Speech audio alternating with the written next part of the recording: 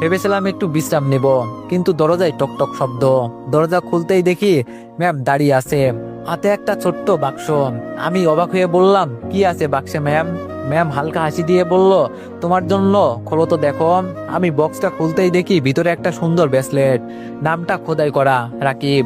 আমি ম্যামকে বললাম, ম্যাম এটা কেন দিলেন? ম্যাম বলল, কারণ আমি চাই যখনই তুমি হাতের দিকে তাকাবে আর তখনই তোমার মনে পড়বে আমি তোমার জন্যই আছি। আমি হালকা মুচকে এসে ব্রেসলেটটা হাতে পরে নিলাম আর বললাম, থ্যাংক ইউ ম্যাম, আমার খুব পছন্দ হয়েছে। এমন সময় আমার ফোনে একটা অজানা নাম্বার থেকে মেসেজ এলো, তোর আজকের কাণ্ড ভুলে যাস না, আমি আসছি, এবার তো সিনিয়র ম্যাম আমার থেকে আর রক্ষা পাবে না। মেসেজ পড়ে আমার হাত কেঁপে গেল। ম্যাম সেটা লক্ষ্য করলো আর বলল, কি হলো, কে মেসেজ দিয়েছে? আমি তাড়াতাড়ি ফোন লক করে বললাম, কিছু না ম্যাম, ভুল করে আসা মেসেজ। কিন্তু ভিতরে ভিতরে বুঝে গেলাম হৃদয় এত সহজে ছেড়ে দেবে না। আর এবার সে শুধু আমার পিছনে না, ম্যামের দিকেও নজর দিয়েছে। ম্যাম চিন্তা করবে বলে ওইসব চিন্তা বাদ দিয়ে ম্যামের সাথে গল্প করতে লাগলাম। এভাবে আমাদের প্রেমের খুনসুটিতে আরো 15 দিন কেটে গেল। একদিন বিকেলে ম্যাম এসে আমাকে বলল, শোনো রাকিব। আমি বললাম, ম্যাম বলেন। ম্যাম বলল, চলো না আজকে একটু বাইরে থেকে ঘুরে আসি। আমি বললাম, আজকে? ম্যাম বলল, এখনই। আমি ম্যামকে একটু রাগানোর জন্য বললাম, কিন্তু ম্যাম এখন তো কাজ আছে আমার।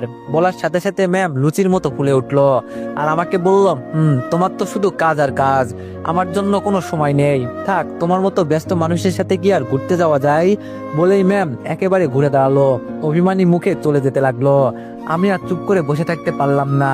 হঠাৎ পিছন থেকে এগিয়ে গিয়ে ম্যামকে আলতো করে জড়িয়ে ধরলাম। তারপর ম্যামের ঘাড়ে আমার থুতনি রেখে আলতো করে চুমু দিয়ে বললাম, আরে ম্যাম, এভাবে রাগ করলে আমি তো মরে যাব।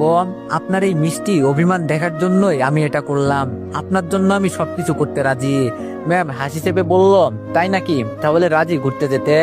আমি বললাম, রাজি রাজি, তবে একটা শর্ত আছে। ম্যাম বলল, কি শর্ত? আমি বললাম, আমাকে খুব বেশি ভালোবাসা দিতে হবে আজকে। ম্যাম হালকা লজ্জা পেয়ে বলল, তা হবে না, তা হবে না, তুমি না একদম দুষ্ট ছেলে। আমি বললাম, দুষ্টামি দেখানোর সুযোগ পাইলাম কই?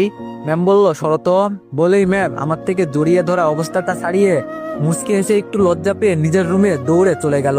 আমি ওই সুযোগে রেডি হয়ে নিলাম, বাইরে ম্যামের জন্য অপেক্ষা করছি। প্রায় আধা ঘন্টা পর দরজা খুলে ম্যাম যখন বের হলো, আমি এক মুহূর্তের জন্য থমকে গেলাম। গাঢ় লাল রঙের শাড়ি, হালকা মেকআপ, কানে দুল, চুলে খোপা, মনে হচ্ছিল জানো লাল রঙের মধ্যে লুকিয়ে থাকা কোনো রূপকথার রানী। আমার কাছে আসতে অবাক হয়ে বললাম, ম্যাম আজকে আপনি মানুষ না, একদম পরীর মতনই লাগছেন, চোখ সরাতে পারছি না। ম্যাম হেসে উত্তর দিল, চুপ করো, বেশি প্রশংসা শুনলে আমি কিন্তু উঠতে শুরু করব। আমি বললাম, উঠলেও সমস্যা নেই, আমি তো আছি আপনার হাত ধরে রাখতে। বলেই আমরা বাসা থেকে বেরিয়ে পড়লাম। আমি ঠিক করেছিলাম আজকে ম্যামকে এমন এক জায়গায় নিয়ে যাব যেখানে আমাদের দুজনের সময়টা একেবারে অন্যরকম হয়ে উঠবে। শহরের কোলাহল পেরিয়ে আমরা পৌঁছালাম নদীর ধারের একটা নির্জন জায়গায়। সূর্য ডুবতে বসেছে, চারিদিকে কুমলা আর লাল আলোয় নদীর জল চকচক করছে, হালকা বাতাসে শাড়ির আঁচল উড়ছে আর ম্যামের চুলের গন্ধ আমার নাকে এসে লাগছে।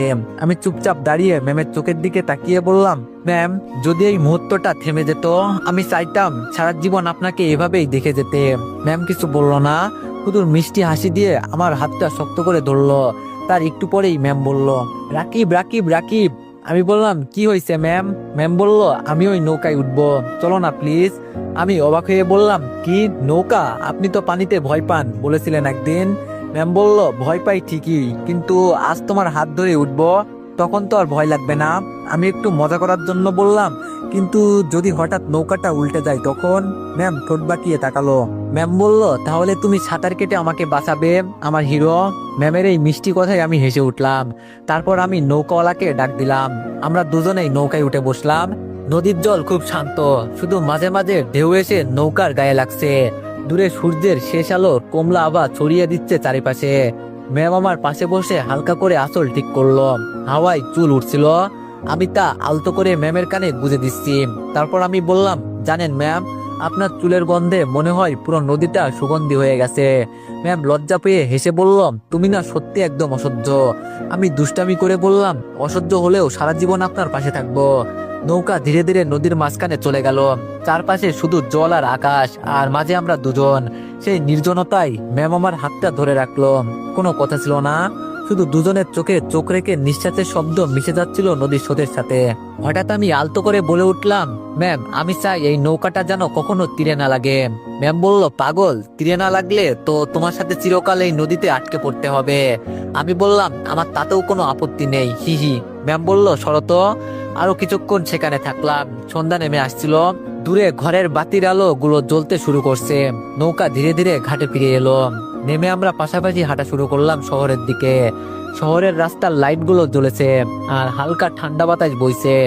আমি আলতো করে ম্যামের হাত ধরলাম। তারপর ম্যাম আমাকে বলল, রাকিব কি করছো, সবাই দেখবে, হাত ছাড়ো এখন। তখন আমি হাতটা আরো শক্ত করে ধরে ম্যামের দিকে তাকিয়ে বললাম, দেখুক না, আমি তো আর চুরি করছি না, আমি শুধু আমার পৃথিবীটাকে ধরে আছি। কার বাপের কি?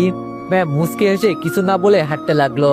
আমি আবার দুষ্টামি করে বললাম, জানেন ম্যাম, আপনার হাতটা ছেড়ে দিলে মনে হয় যেন পুরো পৃথিবীটাই হারিয়ে ফেলছি। ম্যাম হালকা এসে উত্তর দিল, তুমি না যতটা দুষ্টু ততটাই মিষ্টি। রাস্তা দিয়ে হাঁটতে হাঁটতে হঠাৎ ম্যাম থেমে গেল। আমি অবাক হয়ে তাকালাম, দেখি রাস্তার কোণে ছোট্ট একটা আইসক্রিমের দোকান। রঙিন বাতি ঝিকমিক করছে। ম্যামের চোখে যেন ছোট্ট শিশুর মতো চিলিক এসে গেছে। ম্যাম ঠোঁট কামড়ে হালকা লাজুক ভঙ্গিতে বলল, রাকিব আমি আইসক্রিম খাবো। আমি মুচকে এসে বললাম, কিন্তু ম্যাম এত রাতে ঠান্ডা লাগবে তো। ম্যাম সাথে সাথে মুখটা বাচ্চাদের মতো করে বলল, আরে ধুর, আমি কি ছোট বাচ্চা নাকি যে ঠান্ডা লাগবে? আমার আইসক্রিম এখনই লাগবে, যাও কিনে এনে দাও। বলেই ম্যাম আমাকে ঠেলতে লাগলো। আমি হাসি চেপে রেখে বললাম, আচ্ছা আচ্ছা এখনই কিনে দিচ্ছি, কিন্তু আবার একটা শর্ত আছে। ম্যাম চোখ ছোট করে বললাম, তুমি কি কখনো শর্ত ছাড়া কিছু করো না? আমি বললাম, আইসক্রিম খেলে বলেন, না হলে আমি চললাম। ম্যাম বলল, আচ্ছা আচ্ছা ঠিক আছে, বলো কি শর্ত?